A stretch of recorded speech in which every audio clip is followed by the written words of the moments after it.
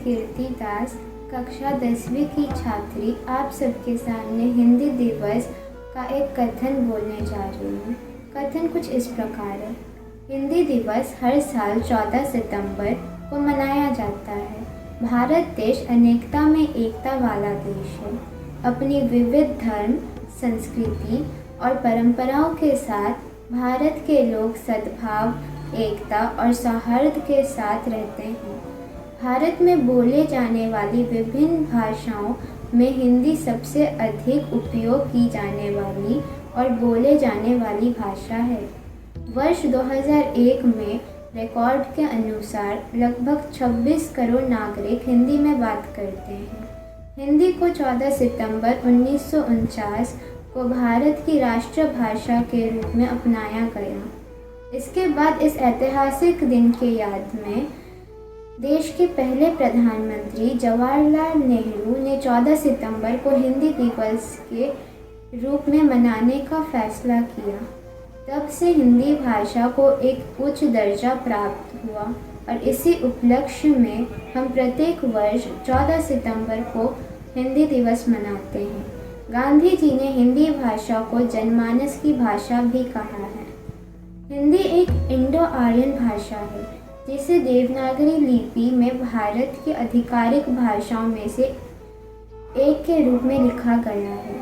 राजेंद्र सिंह, हजारी प्रसाद द्विवेदी, मैथिलीशरण गुप्त और सेठ गोविंद दास गोविंद जैसे लोग ने हिंदी को भारत की आधिकारिक भाषा बनाए जाने के पक्ष में कड़ी कार्रवाई की है।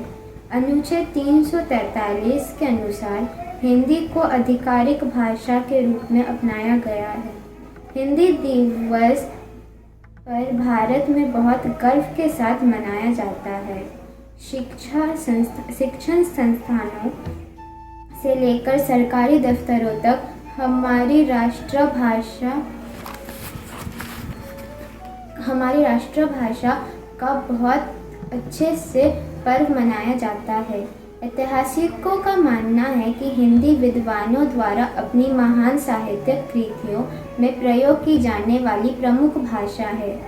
16वीं शताब्दी में तुलसीदास द्वारा लिखा गया रामचरितमानस हिंदी भाषा में लिखा गया है।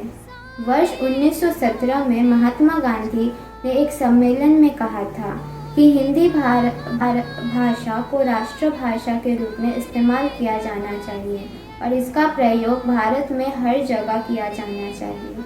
हिंदी दिवस के उपलक्ष्य में भारत के विभिन्न स्कूलों और कॉलेजों में हिंदी साहित्यिक और सांस्कृतिक कार्यक्रमों प्रतियोगिताओं का आयोजन किया जाता है, जिसमें छात्र विभिन्न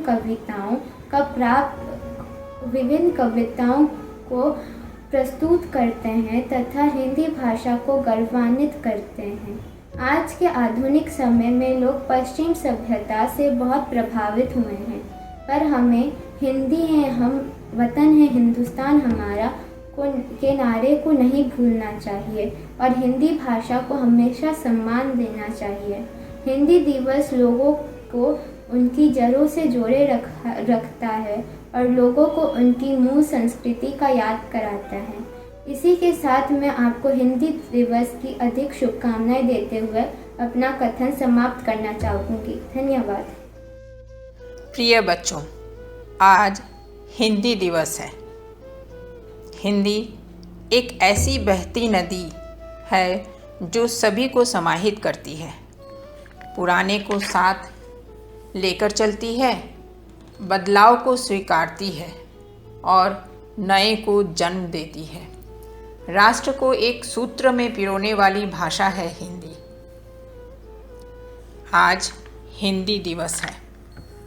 आज 14 सितंबर हिंदी दिवस के रूप में मनाया जाता है। हिंदी भारत की सबसे प्रमुख भाषा है। जिस हिंदी को आज हम बोलते सुनते हैं वह 3400 साल में बनी है। 1500 ईसा पूर्व में हिंदी की माँ कही जाने वाली संस्कृत की शुरुआत हुई थी। 1900 ईस्वी में हिंदी खड़ी बोली में लिखना पढ़ना शुरू किया गया। आज देश में हिंदी दिवस मनाया जा रहा है, यह हर साल 14 सितंबर को ही मनाया जाता है। ऐसा इसलिए क्योंकि इसी दिन साल 1949 में हिंदी को राजभाषा का दर्जा दिया गया था। संविधान सभा ने हिंदी को आधिकारिक भाषा के रूप में स्वीकार किया था।